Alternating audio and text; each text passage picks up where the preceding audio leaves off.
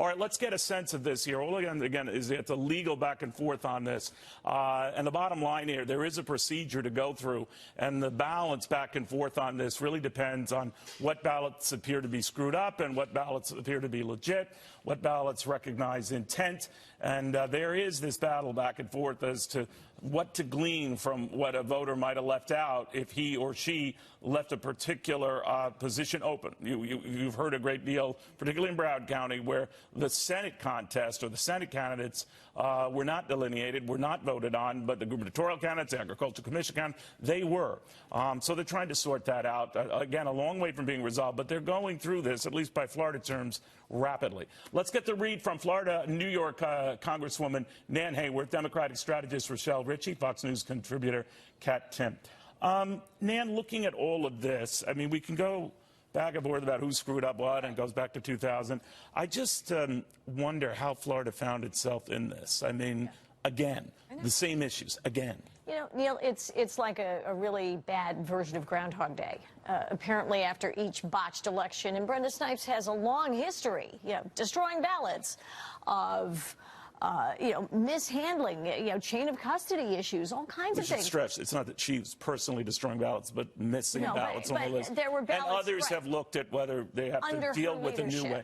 Exactly. It didn't seem, though, from what I could see, Rochelle, to be a way for the state as a whole to deal with these issues, because each county had issues that it shouldn't have had, because that was a big criticism of 2000. Everyone was going to be on the same page. Now, you can't use the exact same ballot for local races and local towns. I understand that.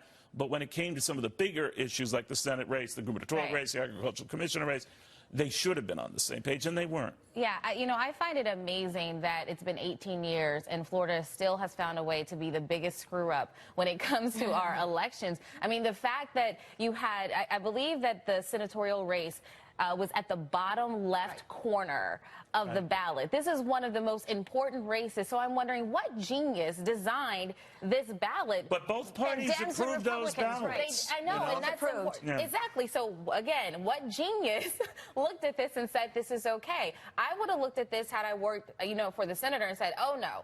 You've got to move him up. That is not going to work. People, there's so much information on these ballots. Even when I voted here in New York, there's so much information on these ballots in two sides, and it unfolds, and it's like a pamphlet that you feel like you have to read. And I think that if we have these very important races, if we want to ensure that our electoral process works, we have to make sure that that the eye is attracted to what we really need them to focus on. And that's not to minimize the importance of the other races, but this was huge, and this was a huge loss for the voters in Florida. Bottom line, the voters in Florida, unless something changes, Kat, have elected Ron DeSantis their governor, albeit by a close margin over Andrew Gillum, and it looks that Rick Scott will be going to Washington to replace Senator Nelson. And I'm wondering if, because of the closeness of both races, there's a poll on this, and there's an asterisk on this, and is that right or fair? Is what right or fair? That there's just that we're always going to question the winner. Yeah, I think so. And in Florida, it's been close all the time. That's what happens. It's a swing state, which is why Florida should be prepared that maybe it's going to be kind of close, and maybe there might have to be a recount. Maybe there'll be this lots time, of ballots. They have a bunch of overheated, old voting machines that can't handle these recounts. You need to be prepared for a situation like this. If there's problems in another state, it's not that big of a deal, but Florida's a state where we're always looking what's going to happen in Florida. This is a swing state. Anything could happen. It's going to be close. This isn't like this came out of nowhere and they couldn't have anticipated it. It's happened before. So, and you know what? I also think it's going to happen again in 2020. Right. Yeah, I don't think that they're going to solve these problems. I think we're going to deal with this again in 2020. I mean, think of just the cost to taxpayers. Yes. I mean, it is a dreadful disservice, and apparently the governor has the power to remove the supervisor of elections. We know that Governor Bush replaced Brenda Snipes' predecessor with her, but not the power to appoint someone or to keep that person, I guess from performing badly, because the voters of Broward County get to elect their supervisor, and they've elected Brenda Snipes over and over again. Rochelle? You know, I just think Florida has to get it together. I mean, I'm tired of it. And I was a reporter in West Palm Beach, Florida, and I remember being down there during one of the elections. And, you know, you wonder, like, am I going to be at work for 20 hours as they do another recount? I think But they're magnified in close elections, right? It is. And I just think that at some point, like I said, it's been 18 years. Soon it'll be 20 years. And if we have this problem in 2020, then it needs to be a federal investigation. Close elections. All right, we're going to show you what's going on right now in Florida, in Broward and Palm Beach, where it's looking at the ballots by hand, one at a time. This hand recount necessitated when it gets within 0.25% of the vote, which is in the Senate battles, why it remains a battle. We'll have more after this.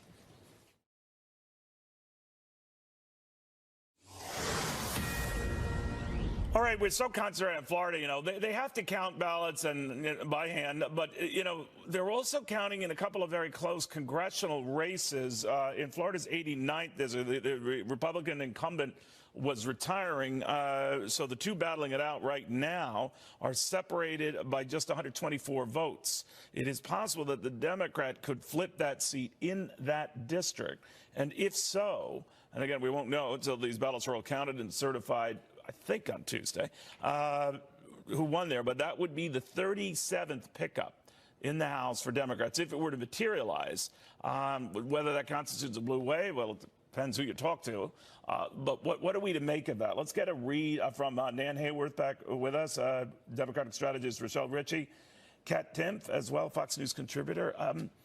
You know, Rochelle, if that's a pickup, Democrats like to keep saying that's further signs of a blue wave. It's not just a typical midterm election. It would fall within the realm of a typical midterm election, but is it a blue wave to you? I think the Democrats have a lot to be proud of right now. I do think that we still sort of saw a little bit of a blue wave. Maybe it wasn't, you know, a really big one, but there's definitely some ripples there. I mean, when you look at how close these races have been when it comes between Democrats and Republicans, I think that Republicans should be a little concerned because these races are very close. And so I'm excited by what I have seen. I'm very excited to see all of the people that came out and voted, whether you were Republican or Democrat. I think that a lot of people have been the political beast or the political giant, and all of us has been awakened as a result of this administration. So that is one positive. But I don't think that Republicans can sleep on what they're seeing happening right now with the Democrats. And Nan's a Republican. She's nodding in agreement. I know. I agree with Rochelle, who is my friend and whom I do respect. I agree completely, Rochelle. And what we know now is that these races, and I ran in a swing district 3 different times and, you know, won a couple of elections, lost a couple. But what we know is that today the national, and was the case in the 2010 wave that I won in, the national climate means something. National candidates mean something, but you also have to run on the local issues in our district. And as we watch the Democratic leadership struggles proceed, or the challenges proceed, bear one thing in mind. The Democrats want to bring back earmarks. That is a powerful political tool, district by district. We Republicans said no to earmarks. So, you know, we decided we were not going to, I mean, there are other ways you can get local spending, but we decided we would not you can buy votes, have earmarks. Right. But look at what Nancy Pelosi's doing. She's having meetings with members who have been either on the fence or opposed to her. She knows a lot about their districts. You know, I'm sure she's, you know, she's twisting arms and so she's she might work using this system to her favor. Taxpayer dollars, right?